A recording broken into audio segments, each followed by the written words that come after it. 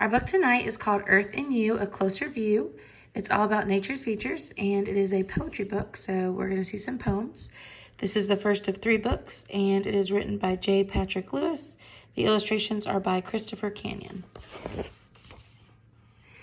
The earth is in you, the earth is in me. The earth is in every flower and tree, on a silent land in the raging sea, in animals and humanity.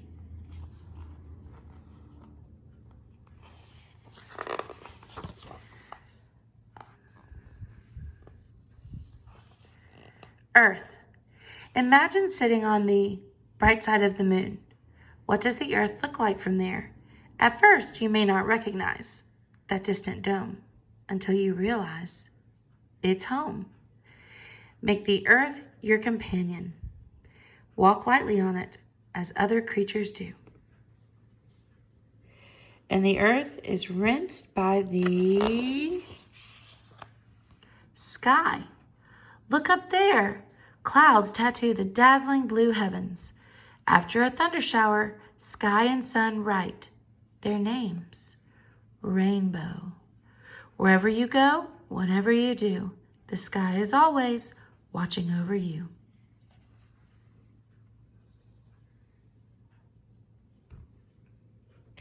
And the sky is the ceiling of the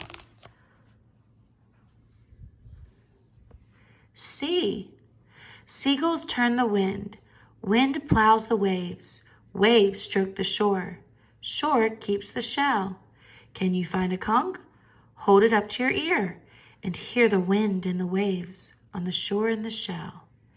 Let the sea be horizon to hope. Let seashore be the landfall you dream on.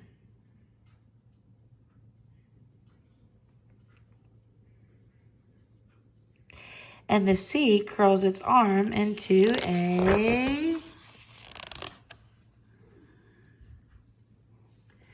river. Listen to the rush of white water. Listen to the hush of blue water. And watch it move as it moves you. Have you ever heard anything so soothing on a summer's day as a river trickling along without a care?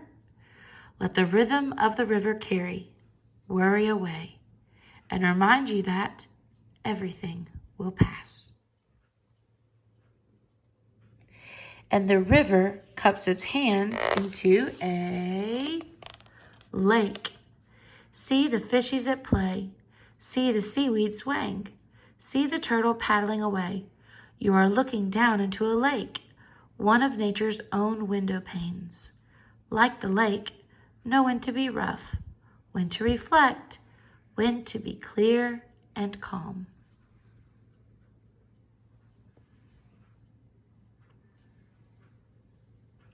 And the lake is a mirror to the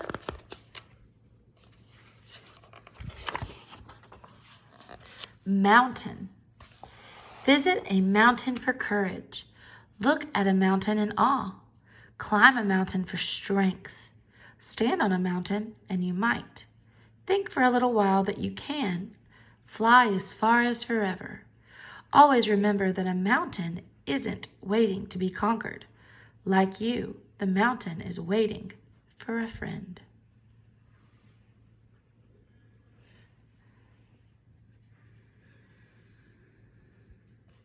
That beautiful eagle. And the mountain is sister to the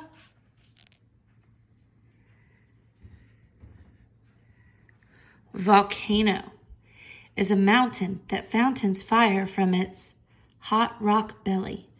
Burning lava rolls all the way to the sea where it dangles from cliffs like ribbons of orange candy. Or suddenly, from under the sea itself, a volcanic surprise, a gleaming, steaming new island. Otherwise, it sleeps for centuries. Like volcanoes whose magma boils beneath the earth's surface, hold your temper. Be slow to anger, quick to cool. And the volcano towers above the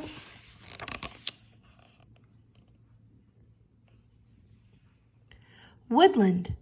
In winter, the skeleton elms click their ice songs. In spring, the maples wear halos of birds. In summer, the oaks feed the squirrels. In fall, the colors feed your eyes. The truest way to welcome wonder is to learn the name of each tree, elm, birch, beech. Each bird, cardinal, jay, junco. Each color, azure, cinnamon, holly. Let the woodland bring whispers to the wild, berries to the branches, nectar to the needy. And the woodland is cousin to the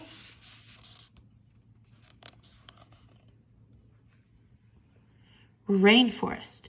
These giant trees are nature's umbrellas. Drip, drip, drip. The sun pours its gold through millions of leaves, tigering the light. A dense neighborhood of vines welcomes untold numbers of creatures, many as yet unnamed. The rainforest is Earth's garden, yet needs no gardener. Left to itself, this butterfly kingdom is its own best keeper. Let the green kingdom show us the nature of wisdom. Let the richest garden on earth prove to us the wisdom of nature. And the rainforest goes green to the wetlands, rivers of grass, rich and wild black ponds, and brown waters, rotting trees, and feasts of mosquitoes. It's home to everyone, birds resting from flight, frogs announcing night, and bugs in untold numbers. Nowhere on earth can you see more clearly the renewal of life from its decay, where vines of growth and signs of loss entwine. Like the wetlands, welcome strangers. You never know when you might be a stranger too.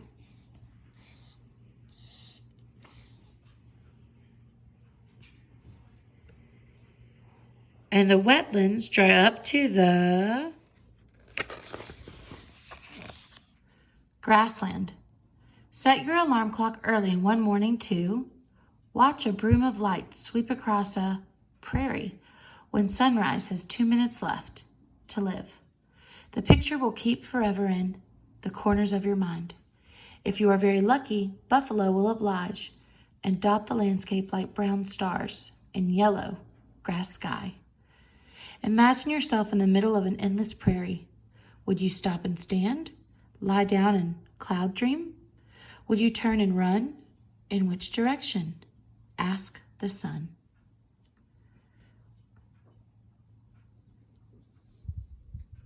And the grassland bounds softly towards the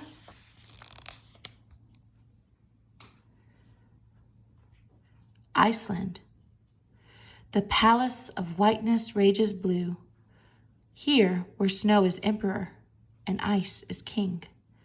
On the drop edge of a dark bay, great walls of ice rip open the roaring sea. What an orchestra of whales, walruses, and seals!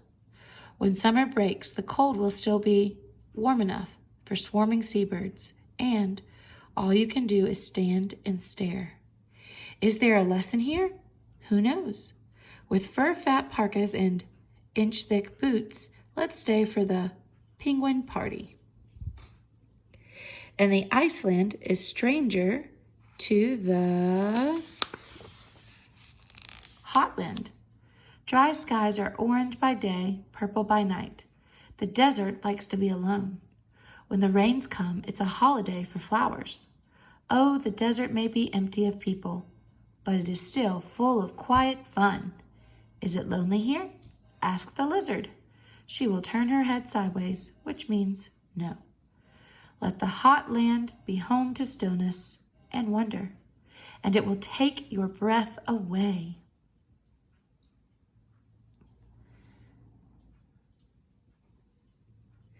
And the hot land breezes up to the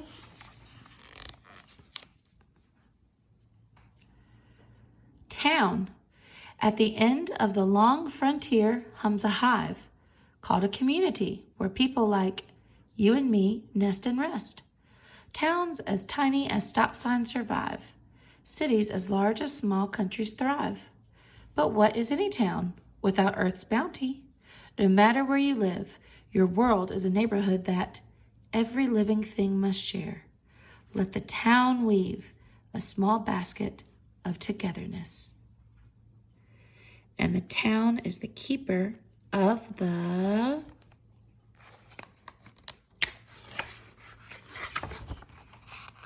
school.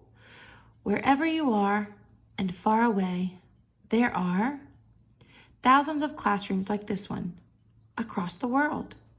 All colors of children and teachers are at work and play, asking questions, finding answers, solving mysteries, and discovering if and what and why and how. Let the school teach you many things, but never forget the one thing. Make the earth your companion. Walk lightly on it, as other creatures do.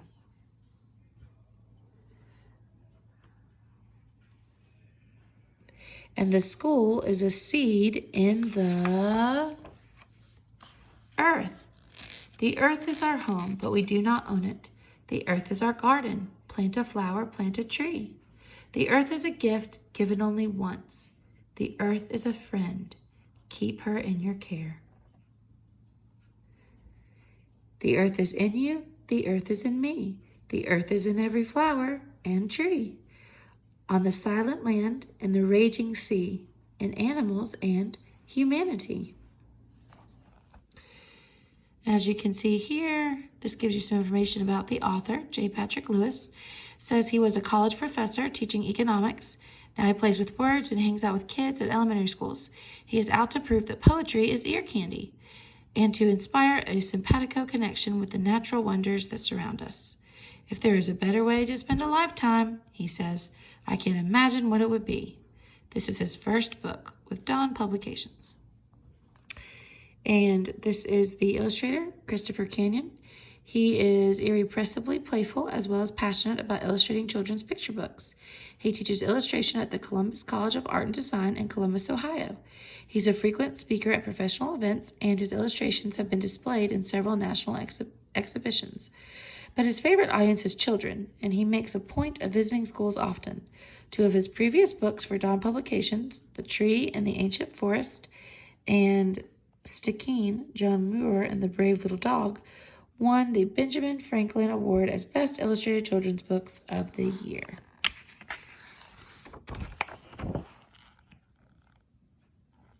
Those are some other books illustrated by Christopher Canyon and some other nature awareness books from Dawn Publications. If you enjoyed the poems in this book, you can check some of those out as well.